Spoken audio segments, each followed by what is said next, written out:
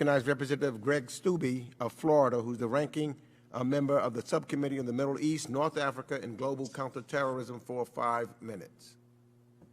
Thank you, Mr. Chairman. Mr. Blinken, even in your opening statement, you can't be honest with the American people. You stated, and I quote, that by January 2021, the Taliban was in its strongest military position since 9/11.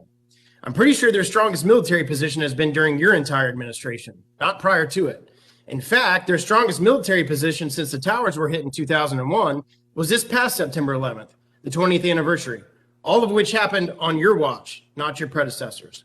In fact, on April 27th of this year, days before the original deadline negotiated by the Trump administration that you and the Biden administration violated, the Taliban controlled 77 districts in Afghanistan.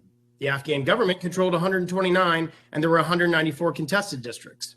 By August 15th, while you and Biden were on vacation, the Taliban had taken and controlled 304 districts, and the government only controlled 37.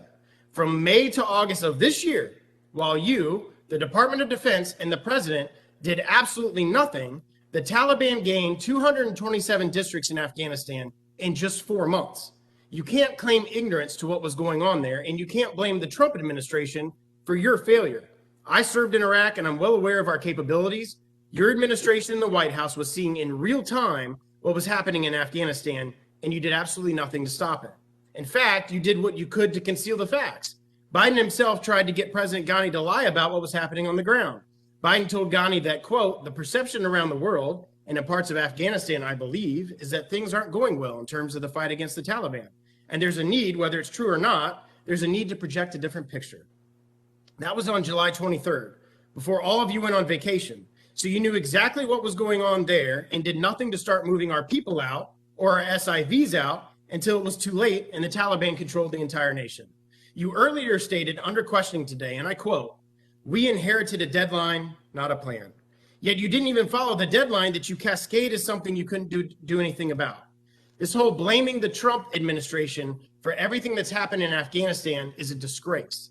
You are the Secretary of State, and Biden has been the commander-in-chief since January, not Trump. You and the administration saw what was happening in Afghanistan, and you had the ability to deal with it, not Trump.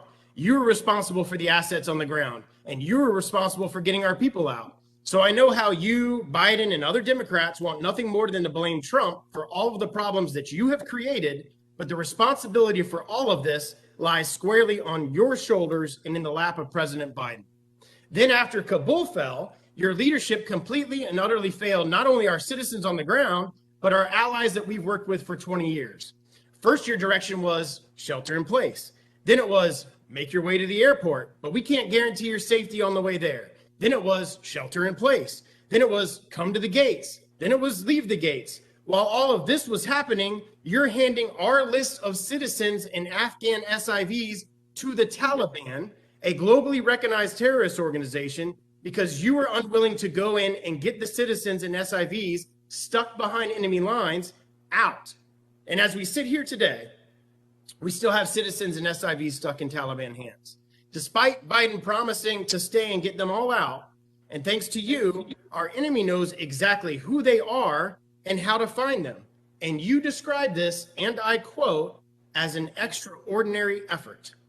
I would certainly not describe the deaths of 13 U.S. service members, the deaths of hundreds of Afghans, and the fact that we still have citizens and SIVs stuck behind enemy lines while the Taliban, Al-Qaeda, and ISIS-K go door to door hunting them down as an extraordinary effort. And if all that wasn't bad enough, you spit in the eye of every single service member who served on the war on terror for the last 20 years by even considering recognizing the Taliban, who we have fought against for 20 years as a legitimate government. And not only recognize them, but do absolutely nothing while the Taliban takes control of $90 billion worth of military aircraft, Humvees, weapons, night vision goggles, uniforms, ammunitions, and Blackhawks. And after we've rolled over and handed all that to them, you announced today with great fanfare and great pride that you are providing $64 million in humanitarian assistance to the people of Afghanistan. You can't even get our people out of the country, but we and the American people are to believe that $64 million of our tax dollars that's to be sent to Afghanistan won't fall in the hands of the Taliban or other terrorist organizations, who you are relying upon to get our people out of the airport. Your legacy will be the Taliban flying our Black Hawk over Kabul while someone, maybe a U.S. citizen, hangs from a rope by his neck. And while this is happening, you are saying that you are working diplomatically with the Taliban. The gentleman's time has expired. I now recognize